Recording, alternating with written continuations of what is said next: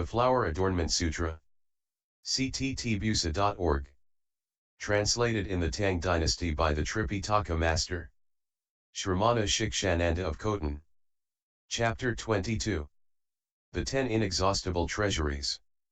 At that time, Forest of Merit and Virtue Bodhisattva further told all the Bodhisattvas, disciples of the Buddha, Bodhisattva Mahasattvas have 10 kinds of treasuries which all the Buddhas of the past have spoken about, all the Buddhas of the future will speak about, and all the Buddhas of the present are speaking about. What are the 10? They are the treasury of belief, the treasury of precepts, the treasury of shame, the treasury of remorse, the treasury of learning, the treasury of giving, the treasury of wisdom, the treasury of mindfulness, the treasury of upholding, and the treasury of eloquence. Those are the 10. The treasury of belief. Disciples of the Buddha, what is the Bodhisattva Mahasattva's treasury of belief? These Bodhisattvas believe that all dharmas are empty. They believe that all dharmas are without an appearance. They believe that all dharmas are wishless. They believe that all dharmas are without creation. They believe that all dharmas are without distinctions. They believe that all dharmas are without reliance. They believe that all dharmas are not able to be measured. They believe that all dharmas are unsurpassed. They believe that all dharmas are difficult to transcend. They believe that all dharmas are without production. If bodhisattvas can accord with all dharmas in this way, then after they give rise to pure belief, when they hear that all Buddha dharmas are inconceivable, their minds are not afraid.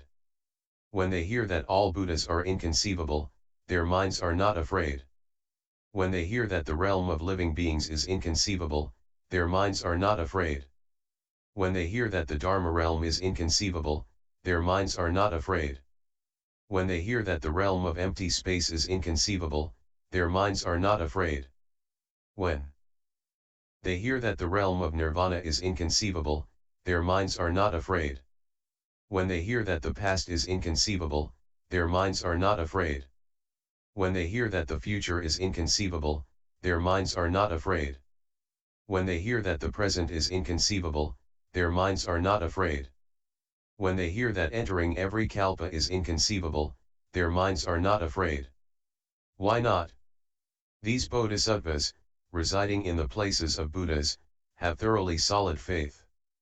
They know that the Buddha's wisdom is boundless and inexhaustible. In each and every one of the limitless worlds of the 10 directions, there are limitless Buddhas who have already attained, are now attaining, or will attain. Anuttara Samyak Sambhati. They have already come into the world, are now coming into the world, or will come into the world. They have already entered nirvana, are now entering nirvana, or will enter nirvana. The wisdom of these Buddhas does not increase, does not decrease, is not produced, is not destroyed, does not progress, does not retreat, is not near, is not far, is without knowing and without rejecting. These bodhisattvas enter into the Buddha's wisdom and accomplish boundless, inexhaustible belief. After they attain this belief, their minds do not retreat. Their minds do not become scattered or confused. They are indestructible and undefiled. They always have a foundation. They accord with sages, and dwell in the household of the thus come ones. They protect the seed nature of all Buddhas. They increase the faith and understanding of all bodhisattvas. They comply with all thus come ones' good roots, and they give rise to the expedience of all Buddhas. This is called the Bodhisattva Mahasattva's treasury of belief. When bodhisattvas dwell in this treasury of belief, they can hear and uphold all the Buddha Dharma, speak it for living beings, and enable them to become enlightened. 2. The treasury of precepts. Disciples of the Buddha, what is the Bodhisattva Mahasattva's treasury of precepts? These bodhisattvas accomplish precepts which are universally beneficial, precepts of non-reception, precepts of non-dwelling, precepts of being without regret, precepts of being without contention, precepts of never harming, precepts of being without defilement, precepts of being without greed or seeking, precepts of never making mistakes, and precepts of never making violations. What are the precepts which are universally beneficial? These bodhisattvas receive and uphold pure precepts for the fundamental reason of benefiting all living beings. What are the precepts of non-reception? These bodhisattvas do not receive or practice any of the precepts of external paths. Of their own nature they are vigorous, and they respectfully uphold the equal and pure precepts of all Buddhas, thus come ones, throughout the 3 periods of time. What are the precepts of non-dwelling? When these bodhisattvas receive and uphold precepts, their minds do not dwell in the desire realm, they do not dwell in the form realm, and they do not dwell in the formless realm. Why not? Because they do not uphold the precepts with the hope of being born in those places. What are the precepts of being without regret? These bodhisattvas always rest in thoughts free from remorse or regret. Why? Because they do not commit heavy offenses, they do not practice flattery or deceit, and they do not break the pure precepts. What are the precepts of non-contention? These bodhisattvas do not criticize what is already established, how much the less try to set things up their own way. Their minds are always in accord with precepts that tend toward nirvana, completely receiving and upholding them and not violating them. Nor do they use precepts as a way to disturb other beings, causing them to give rise to suffering. It is only because they want everyone to always be happy that they uphold the precepts. What are the precepts of never harming? These bodhisattvas do not rely on precepts to study deceptive mantras or create potions in order to harm living beings. It is only for the sake of rescuing and protecting living beings that they uphold the precepts. What are the precepts of being without admixture? These bodhisattvas do not attach to prejudiced views nor do they hold a mixture of precepts. They only contemplate the arisal of conditions and uphold world-transcending precepts. What are the precepts of being without greed or seeking? These bodhisattvas do not manifest strange appearances or display their own virtue. It is only for the sake of perfecting the dharmas of escape that they hold the precepts. What are the precepts of never erring? These bodhisattvas do not aggrandize themselves and say, I hold precepts. When they see people who have violated precepts, they do not slight or slander them or cause them to feel remorseful, but they simply single-mindedly hold the precepts. What are the precepts of never making violations? These bodhisattvas have eternally severed killing, stealing, sexual misconduct, false speech, double-tongued speech, harsh speech, unprincipled speech, greed, hatred, and deviant views. They thoroughly uphold the 10 good deeds. When those bodhisattvas uphold these precepts of never making violations, they have this thought, all living beings violate the pure precepts because they are upside down. Only the Buddhas, world-honored ones, can know the causes and conditions that make living beings upside down, so they violate the pure precepts. I should accomplish unsurpassed bodhi and extensively proclaim true and actual dharmas for living beings so they can separate from being upside down. This is called the Bodhisattva Mahasattva's second treasury, that of precepts. 3. The treasury of shame. Disciples of the Buddha, what is the Bodhisattva Mahasattva's treasury of shame? These bodhisattvas remember the evil they did in the past and they give rise to shame. Which is to say, they themselves reflect, from beginningless time onward, we and all living beings have mutually been one another's father, mother, older brother, older sister, younger sister, son, and daughter. But because we are filled with greed, hatred, and stupidity, arrogance and deceptiveness, and all sorts of other afflictions, we have also mutually hurt one another and reciprocally exploited one another. We have lusted, raped, injured, and killed. There is no evil we have not committed. It is this way for all beings. Based on their afflictions, they double their manifold evils. For this reason, among everyone there is no mutual respect, no mutual veneration, no mutual compliance, no mutual humility, no mutual guidance, and no mutual regard, rather there is a furthering of mutual killing and harming, so that everyone becomes revengeful enemies. They themselves consider, we personally, as well as all living beings are shameless about our past, future, and present behavior, yet there is not a single deed which the Buddhas of the three periods of time do not know and see. So now, if we do not cut off this shameless behavior, the Buddhas of the three periods of time will continue to see us. How could we possibly not stop acting like this? There is no way we cannot stop. Therefore we should single-mindedly sever and get rid of such behavior and become certified to anuttara samyaksambhati, so that we can expansively speak true and actual Dharma for living beings. This is called the Bodhisattva Mahasattva's third treasury, that of shame. For the treasury of remorse, disciples of the Buddha, what is the Bodhisattva Mahasattva's treasury of remorse? These bodhisattvas themselves are remorseful that in the past they indulged in greedily seeking the five desires without weariness or satiation. Because of this, their greed, hatred, and stupidity and various other afflictions increased. I should not do these things anymore, is their thought. They continue to reflect, living beings lack wisdom and give rise to afflictions. They all practice evil dharmas and are not mutually respectful or courteous, even to the point that they become revengeful enemies. There is no evil of any sort which they do not engage in full force. Having engaged in it, they are happy and seek for praise. They are blind without the wisdom eye and have no knowledge or vision. From their mother's belly, they enter the womb and are born with an unclean body.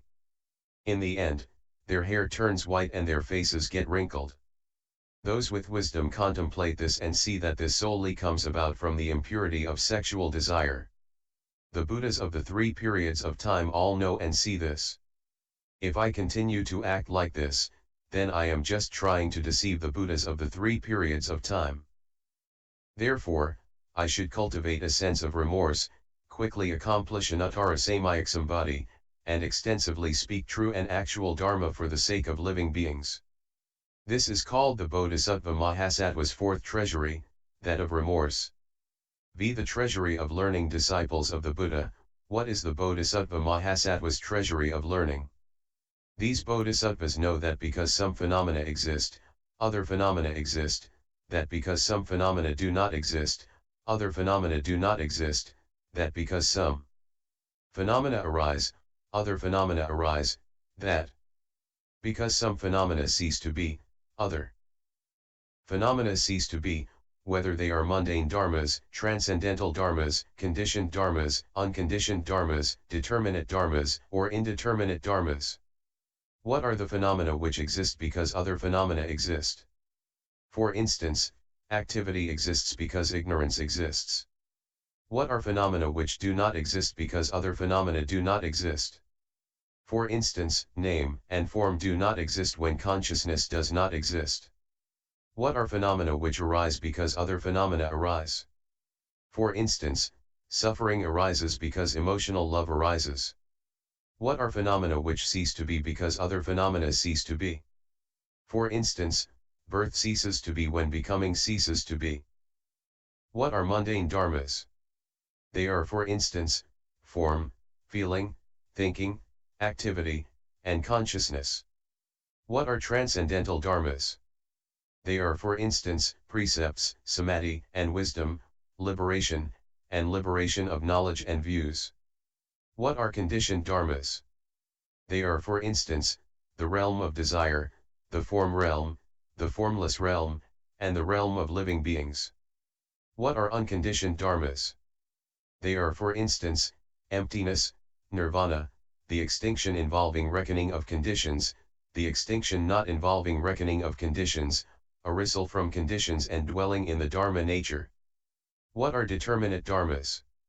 They are, for instance, the four holy truths, the four fruits of ashramana, the four eloquences, the four fearlessnesses, the four applications of mindfulness, the four right efforts, the four spiritual fulfillments, the five roots, the five powers, the seven shares of enlightenment, and the eight sagely way shares. What are indeterminate dharmas? They are, for instance, whether worlds are bounded, whether worlds are boundless, whether worlds are both bounded and boundless, whether worlds are neither bounded or boundless, whether worlds are permanent, whether worlds are impermanent, whether worlds are both permanent and impermanent, whether worlds are neither permanent nor impermanent, whether thus come ones exist after extinction, whether thus come ones do not exist after extinction, whether thus come ones both exist and do not exist after extinction, whether thus come ones neither exist nor do not exist after extinction, whether a self and living beings exist, whether a self and living beings do not exist, whether a self and living beings both exist and do not exist, whether a self and living beings neither exist nor do not exist. How many parinirvanas of thus come ones and how many parinirvanas of sound hearers and pratyeka Buddhas have there been in the past? How many Buddhas, sound hearers, pratyeka Buddhas, and living beings will there be in the future? How many Buddhas, sound hearers, pratyeka Buddhas, and living beings are there at present? Which thus come ones first appeared in the world? Which sound hearers and pratyeka Buddhas first appeared in the world? Which living beings first appeared in the world? Which will be the last thus come ones to dwell in the world? Which will be the last sound hearers and pratyeka Buddhas to appear in the world? Which will be the last living beings to dwell in the world? Which Dharma first came to be, and which Dharma will be the last? Where did worlds come from, and to what places will worlds go? How many world systems have arisen, and how many world systems have been destroyed? Where have world systems come from, and where do they go to? What is the boundary of before birth and death, and what is the boundary of after birth and death? These are called indeterminate dharmas. The Bodhisattva Mahasattvas have this thought: all living beings in the midst of birth and death lack learning and cannot understand all these dharmas. I should resolve to uphold the treasury of learning and become certified to Anuttara Samyak Sambodhi, and for the sake of living beings speak true and actual dharma. This is called the Bodhisattva Mahasattva's fifth treasury, that of learning. 6. The treasury of giving. Disciples of the Buddha, what is the Bodhisattva Mahasattva's treasury of giving? These Bodhisattvas practice 10 kinds of giving. They are: giving by reducing one's portion, exhaustive giving, the giving of inner wealth, the giving of outer wealth, the giving of inner and outer wealth, total giving, past giving, future giving, present giving, and ultimate giving. 1. Giving by reducing one's portion. Disciples of the Buddha, what is the Bodhisattva's giving by reducing one's portion? These Bodhisattvas, who are humane and compassionate by nature, well practice giving. If they obtain delicious food, they do not keep it for themselves, but offer it to living beings and afterwards eat a portion. It is the same with all material objects they receive. When they themselves eat, they have this thought: in my body there are 80,000 worms who rely on me to live. When my body is full and content, they are full and content. When my body is suffering from hunger, they also suffer from hunger. I now accept all of this food and drink with the hope that all living beings will be full. It is in order to give that I take this food. I am not greedy for its flavors. They also have this thought: throughout the long night of time, I have been lovingly attached to my body and have partaken of food and drink from a desire to fill it up. Now I use the nourishment from this food as a gift to living beings and vow to eternally cut off greed and attachment with regard to my body.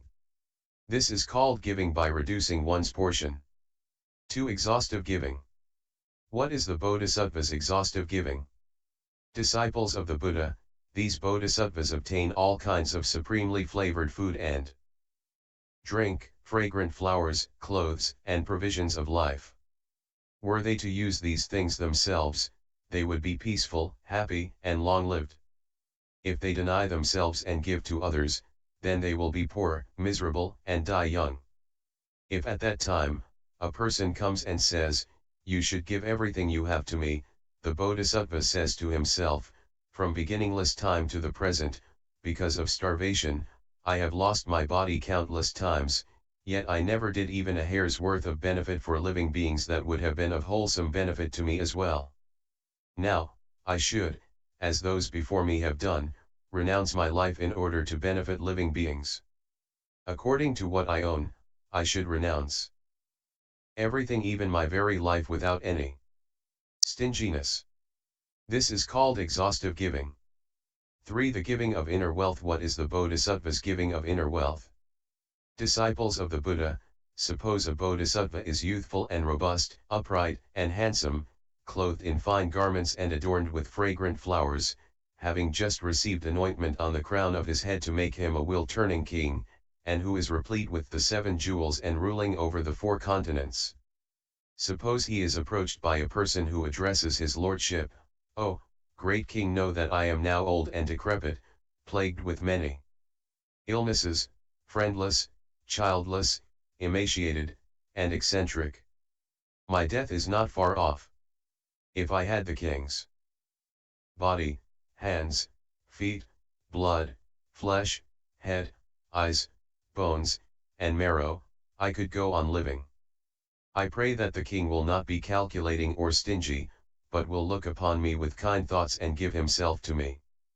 At that time, the Bodhisattva says to himself, "In the future my physical body must also die and will be of no benefit to anyone. It is fitting that I should immediately relinquish it to save living beings." Having had this thought, he gives himself away without any regrets. This is called the giving of inner wealth. 4. The giving of outer wealth. What is the Bodhisattva's giving of outer wealth? Disciples of the Buddha, suppose a Bodhisattva is in his prime, full-featured, replete with the multitude of marks, and clothed in garments of superb elegance. He has just received anointing of the crown and been inaugurated as a will-turning king. He is replete with the 7 jewels and rules over the 4 continents. Suppose he is approached by a person who addresses his lordship saying, "I am poverty-stricken and oppressed by a multitude of sufferings. I only hope that the Humane One will especially let fall his kindness, relinquish his royal position, and bequeath it to me. Then I can be in command and enjoy the blessings of a king." At that time, the Bodhisattva thinks like this: all that is glorious will pass away, and when it is gone I will be unable to further benefit living beings. It is fitting that I fulfill his wishes. Having had this thought, he gives him everything without any regret. This is called the giving of outer wealth. 5. The giving of inner and outer wealth. What is called the giving of inner and outer wealth? Disciples of the Buddha, suppose a Bodhisattva such as described above, who has the position of a will-turning king, is replete with the 7 jewels, and rules over the 4 continents, is approached by someone who says, "This position of will-turning king that the king inherited long ago is something I have never had. I only wish, O great king, that you would relinquish it to me and that you, your majesty, would become my servant." At that time, the Bodhisattva thinks to himself, "My body, wealth, and gems, as well as the royal position, are all dharmas which are impermanent and destined to decay. I am now in my prime and my riches encompass all under heaven. Since this beggar has come forth, I will use what is insubstantial to seek a substantial dharma." Having thought thus, he gives everything over to that person, and with his own body, respectfully and diligently serves him. His mind harbors no regret. This is called the giving of inner and outer wealth. 6. Total giving. What is meant by a Bodhisattva's total giving? Disciples of the Buddha, as before, this Bodhisattva inherits the position of a will-turning king, is replete with the 7 jewels, and rules over the 4 continents. At one time, limitless poverty-stricken people approached him and said, "Great king, your renown pervades and is heard throughout the 10 directions. Out of veneration we have come. We each have certain things we would like, and we hope that you will be compassionate and fulfill our wishes." Then the poor people begged variously of the king.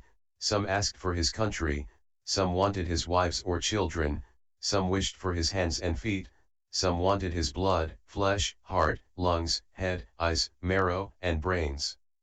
The Bodhisattva at that time had this thought: "I will eventually have to part from all those for whom I have fondness and love, but it will have been of no benefit to living beings.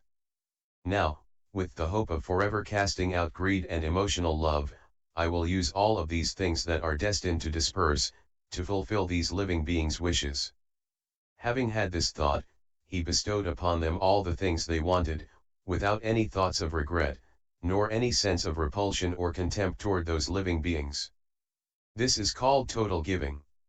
7. Past giving. What is the Bodhisattva's past giving? When these bodhisattvas hear about the merit and virtue of the Buddhas and bodhisattvas of the past, they do not become attached. They understand its lack of existence. They do not give rise to discriminations. They are not greedy for it, not obsessed by it, and they do not grasp or seek it. They are without a place of reliance. They see dharmas as being like a dream, devoid of any solid substance. They do not give rise to thoughts about good roots, nor do they rely on them. It is only for the sake of teaching and transforming that they cling to living beings. They become perfected in the Buddha Dharma and then proclaim it. Moreover, they further contemplate all past dharmas and realize that even when they are sought throughout the 10 directions, they cannot be got at. Having had this thought, they completely relinquish all past dharmas. This is called past giving. 8. Future giving. What is the Bodhisattva's future giving? When these bodhisattvas hear how all future Buddhas will cultivate, they understand their lack of existence. They do not grasp at appearances. They take no special delight in getting reborn in any Buddhaland. They are not obsessed or attached, and they do not give rise to weariness. They do not use their good roots to transfer to them, nor do they because of them, retreat from their good roots. They are constant and diligent in their cultivation, never renouncing it. It is only because they wish to gather in living beings that they make use of such states, so they speak for them what is true and actual and cause them to become mature within the Buddha Dharma. And yet these dharmas do not exist in any location, nor do they lack a location. They are not inside, not outside, not near, and not far. They also have this thought: if dharmas do not exist, then I cannot fail to renounce them. This is called future giving. 9. Present giving. What is the Bodhisattva's present giving? These bodhisattvas hear about the amount of merit and virtue the gods in the heaven of the 4 heavenly kings are replete with, as well as those in the heaven of the 33, the Suyama heaven, the Tushita heaven, the heaven of the transformation of bliss, the heaven of the comfort from others' transformations, the heavens of Brahma, the Brahma body heaven, the heaven of the ministers of Brahma, the heaven of the multitudes of Brahma, the great Brahma heaven, the heavens of light, the lesser light heaven, the limitless light heaven, the light sound heaven, the heavens of purity, the heaven of lesser purity, the heaven of limitless purity, the heaven of pervasive purity, the heavens of abundance, the heaven of lesser abundance, the heaven of limitless abundance, the heaven of abundant fruit, the heaven of no afflictions, the heaven of no heat, the good view heaven, the good manifestation heaven, the heaven of ultimate form, and so forth, up to and including sound hearers and those enlightened to conditions, who are replete with merit and virtue. After hearing about this, their minds are neither confused nor depressed, nor do they become obsessed by or scattered by all of this. They merely contemplate all practices as being like a dream that lacks any reality, and they have no greed or attachment toward them. It is for the sake of causing living beings to renounce and leave the evil destinies, to have their minds become free from discriminations, to cultivate the Bodhisattva path and accomplish the Buddha Dharmas, that they speak and explain. This is called present giving. 10. Ultimate giving. What is the Bodhisattva's ultimate giving? Disciples of the Buddha, suppose there were living beings who perhaps had no eyes, or no ears, or no noses or tongues, or no hands and feet, who came to where the Bodhisattva was and said, "My body is defective, my faculties are maimed and incomplete. I only wish the humane one would compassionately use expedient means and relinquish what he has in order to make me whole and perfect." When the Bodhisattva hears this, he immediately gives in this way, and if because of this he must pass through asamkhayas of kalpas with incomplete faculties, still his mind never gives rise to a thought of regret. He only contemplates that from the time he entered the womb he had an unclean form. He reflects on how the fetus, which takes shape and develops sense organs, is subject to birth, old age, sickness, and death. He also contemplates the body as unreal, that it is shameless, and not a thing which is sagely or holy. It smells, is filthy and unclean. It is supported by bones and joints, and smeared with blood and flesh. The 9 apertures constantly flow with impurities. It is that which people loathe and despise. Having contemplated in this way, he does not give rise to a single thought of love or attachment regarding it. He also has this thought: this body is fragile and not solid, so why should I be fond of or attached to it? I should give to all those people, to fulfill their wishes. I do this to instruct and guide living beings, to cause them to not be greedily attached to their bodies and minds, so they can all become accomplished in the pure wisdom body. This is called ultimate giving. This is the Bodhisattva Mahasattva's 6th treasury, that of giving. 7. The treasury of wisdom. Disciples of the Buddha. What is the Bodhisattva Mahasattva's treasury of wisdom? These bodhisattvas have a true knowledge of form, a true knowledge of the accumulation of form, a true knowledge of the extinction of form, and a true knowledge of the path that leads to the extinction of form. They have a true knowledge of feeling, thinking, activity, and consciousness, a true knowledge of the accumulation of feeling, thinking, activity, and consciousness, a true knowledge of the extinction of feeling, thinking, activity, and consciousness, and a true knowledge of the path that leads to the extinction of feeling, thinking, activity, and consciousness. They have a true knowledge of ignorance, a true knowledge of the accumulation of ignorance, a true knowledge of the extinction of ignorance, and a true knowledge of the path that leads to the extinction of ignorance. They have a true knowledge of craving, a true knowledge of the accumulation of craving, a true knowledge of the extinction of craving, and a true knowledge of the path that leads to the extinction of craving. They have a true knowledge of sound hearers, a true knowledge of the dharmas of sound hearers, a true knowledge of the accumulation of sound hearers, and a true knowledge of the nirvana of sound hearers. They have a true knowledge of solitarily enlightened ones, a true knowledge of the dharmas of solitarily enlightened ones, a true knowledge of the accumulation of solitarily enlightened ones, and a true knowledge of the nirvana of solitarily enlightened ones. They have a true knowledge of bodhisattvas, a true knowledge of the dharmas of bodhisattvas, a true knowledge of the accumulation of bodhisattvas, and a true knowledge of the nirvana of bodhisattvas. What do they know? They know that they are brought about from causes, conditions, and karmic retribution of all activities. Everything is empty, false, and devoid of actuality. There is no self and nothing substantial. There is not the slightest dharma which can be established. Wishing to cause living beings to know the actual nature of dharmas, they speak expansively. What do they speak about? They say that all dharmas cannot be destroyed. What dharmas cannot be destroyed? Form cannot be destroyed, feeling, thinking, activity, and consciousness cannot be destroyed. Ignorance cannot be destroyed. The dharmas of sound hearers cannot be destroyed. The dharmas of solitarily enlightened ones cannot be destroyed. And the dharmas of bodhisattvas cannot be destroyed. Why is this? It is because all dharmas are not created. They have no creator. They cannot be expressed. They have no location. They are not produced. They do not arise. They do not give.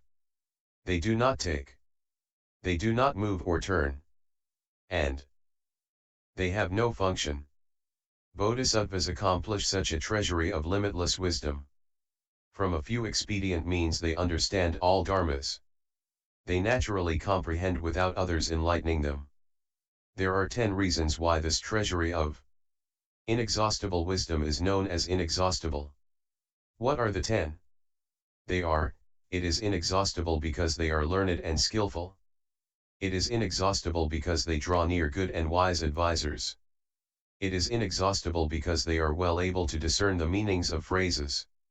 It is inexhaustible because they have entered the depths of the Dharma realm. It is inexhaustible because they use the wisdom of a single flavor to adorn themselves. It is inexhaustible because they accumulate blessings and virtue without becoming weary at heart. It is inexhaustible because they enter all Dharni doors. It is inexhaustible because they can well discriminate all living beings' languages, words, voices, and sounds. It is inexhaustible because they can sever all of living beings' doubts and delusions. It is inexhaustible because they manifest all Buddha's spiritual powers for the sake of all living beings, in order to teach and transform, tame and subdue them, and cause them to cultivate without interruption. These are the 10. This is the Bodhisattva Mahasattva's 7th treasury, that of wisdom. Those who abide in this treasury obtain inexhaustible wisdom and are universally able to enlighten all living beings. 8. The treasury of mindfulness. Disciples of the Buddha, what is the Bodhisattva Mahasattva's treasury of mindfulness? These bodhisattvas cast aside and separate from all stupidity and delusion, and become replete with mindfulness. They remember the past 1 life, 2 lives, up to 10 lives, 100 lives, 1,000 lives, 100,000 lives, limitless hundreds of thousands of lives, the coming into being of kalpas, the decay of kalpas, the arising and decay of kalpas, not just the arising of 1 kalpa, not just the decay of 1 kalpa, not just the arising and decay of 1 kalpa, but 100 kalpas, 1,000 kalpas, 100,000 million nayotas, up to countless, limitless, boundless, unequaled, incalculable, inexpressible, inconceivable, immeasurable, ineffable, ineffably ineffable kalpas. They remember 1 Buddha's name, up to the names of ineffably ineffable Buddhas. They remember 1 Buddha's coming into the world and giving a prediction, up to ineffably ineffable Buddhas coming into the world and giving of predictions. They remember 1 Buddha coming into the world and speaking sutras, up to ineffably ineffable Buddhas coming into the world and speaking sutras. As it is with sutras, so is it with gayas, bestowal of predictions, gathas, the nitanas, yudanas, past lives, this life, vapilya. That which has never been before, analogies, and discourses.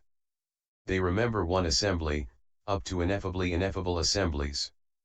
They remember the explanation of 1 dharma, up to the explanation of ineffably ineffable dharmas. They remember the various aspects of 1 faculty, up to the various aspects of ineffably ineffable faculties. They remember the limitless various aspects of 1 faculty, up to the limitless various aspects of ineffably ineffable faculties. They remember the various aspects of 1 affliction, up to the various aspects of ineffably ineffable afflictions. They remember the various aspects of 1 samadhi, up to the various aspects of ineffably ineffable samadhis. These kinds of mindfulness are of 10 kinds. They are, mindfulness which is still and quiet, mindfulness which is pure, mindfulness which is not turbid, mindfulness which is bright and penetrating, mindfulness which is apart from defilement, mindfulness which is apart from various defilements, mindfulness which is apart from filth, mindfulness which is bright and dazzling, mindfulness which is pleasing, and mindfulness which is free from obstacles. When the bodhisattvas dwell in these mindfulnesses, nothing in the world can disturb or unsettle them. No strange theories can move them. Their good roots from past lives are made pure and they are not defiled by or attached to any dharma in the world. The multitudes of demons and those of external ways cannot destroy them. They can undergo rebirth and receive different bodies without any lapse in memory. They proclaim the dharma endlessly throughout the past, present, and future. They abide together with living beings in all worlds without ever making mistakes. They enter the assemblies in the Bodhimandas of all Buddhas, without any obstacles. They can draw near all the places where there are Buddhas. This is called the Bodhisattva Mahasattva's 8th treasury, that of mindfulness. 9. The treasury of upholding. Disciples of the Buddha, what is the Bodhisattva Mahasattva's treasury of upholding? These bodhisattvas uphold all the phrases, sentences, meanings, and principles in the sutras which the Buddhas have spoken, without forgetting or losing any of them. They uphold them for one life and so forth, up to upholding them for ineffable numbers of lives. They uphold one Buddha's name and so forth, up to upholding the names of ineffable Buddhas. They uphold them for one kalpa and so forth, up to upholding them for ineffable kalpas. They uphold one Buddha's bestowal of predictions and so forth, up to upholding the bestowal of predictions of ineffable Buddhas. They uphold one sutra and so forth, up to upholding ineffable sutras. They uphold one Dharma assembly and so forth, up to upholding ineffable Dharma assemblies. They uphold the proclaiming of one Dharma and so forth, up to upholding the proclaiming of ineffable Dharmas. They uphold the limitless aspects in the nature of one faculty and so forth, up to upholding the limitless aspects in the nature of ineffable faculties. They uphold the variations in the nature of one affliction and so forth, up to upholding the variations in the nature of ineffable afflictions. They uphold the various qualities in the nature of one samadhi and so forth, up to upholding the various qualities in the nature of ineffable samadhis. Disciples of the Buddha, this treasury of upholding is boundless. It is difficult to fulfill and difficult to reach its depths. It is difficult to draw near. It cannot be curtailed or subdued. It is limitless, inexhaustible, and replete with great awesome power. It is the state of a Buddha, which only a Buddha can comprehend. This is called the Bodhisattva Mahasattva's ninth treasury, that of upholding. X. The treasury of eloquence. Disciples of the Buddha, what is the Bodhisattva Mahasattva's treasury of eloquence? These bodhisattvas have profound wisdom. They understand and know the real mark. They expansively explain all dharmas for living beings. They do not go counter to any of the Buddha sutras. They explain one section of dharma and so forth, up to explaining ineffable sections of dharma. They explain one Buddha's name and so forth, up to explaining ineffable Buddha's names. In the same way they can explain about one world realm, one Buddha's prediction, one sutra, and one assembly. They can proclaim one dharma. They can explain the limitless variations in the nature of one faculty. They can explain the limitless variations in the nature of one affliction. They can explain the limitless various qualities in the nature of one samadhi and so forth, up to explaining the limitless various qualities in the nature of ineffable samadhis. Perhaps they explain for one day, for half a month, or for 1 month. Perhaps they explain for 100 years, 1,000 years, or 100,000 years. Perhaps they explain for 1 kalpa, 100 kalpas, 1,000 kalpas, or 100,000 kalpas. Perhaps they explain for billions of nayotas of kalpas. Perhaps they explain for uncountable, limitless, up to including ineffable kalpas. The number of kalpas can be exhausted, but the meanings and principles in a single phrase or a single sentence are difficult to exhaust. Why is this? These bodhisattvas accomplish the 10 kinds of inexhaustible treasuries, and because they perfected this treasury, they are able to gather in the dharni doors of all dharmas and have these appear before them with 1,000,000 asamkhayas of dharnis as their retinue. Having attained these dharnis, they use the light of Dharma to expansively proclaim the Dharma for living beings. When they speak the Dharma, they use their vast and long tongues to emit wonderful sounds that pervade all worlds of the 10 directions, and cause those in them to be fulfilled according to their faculties and natures so that their hearts are happy. They destroy all afflictions and the bonds of defilement. They skillfully enter into all sounds, words, languages, and phrases, perfecting an eloquence which causes living beings' Buddha seed to not be cut off and their pure minds to be continuous. Also, they use the light of Dharma to speak the Dharma without end, and they never grow weary. Why is this? It is because these bodhisattvas perfected a boundless body which exhausts empty space and pervades the Dharma realm. This is the Bodhisattva Mahasattva's 10th treasury, that of eloquence. This treasury cannot be exhausted, cannot be divided, cannot be interrupted, cannot be cut off, cannot be changed, cannot be obstructed, and cannot be retreated from. It is deep without bottom and difficult to enter. It is the gate of universal entry into all Buddha Dharmas. Disciples of the Buddha. These 10 kinds of inexhaustible treasuries have 10 kinds of inexhaustible dharmas by which the bodhisattvas ultimately accomplish unsurpassed bodhi. What are the 10? They are, benefiting of all living beings, wholesome transference of one's basic vows, ceaseless practice throughout all kalpas, boundlessness of the totally enlightened mind which exhausts the realms of empty space, transference to what is conditioned without any attachment, having one thought encompass all dharmas without exhaustion, unalterability of the mind of great vows, well gathering in all dharnis, being those of whom all Buddhas are mindful and protective, and understanding that all dharmas are like an illusion. These are the 10 kinds of inexhaustible dharmas which can enable anyone in the world who uses them to obtain these ultimate, inexhaustible, great treasuries. End.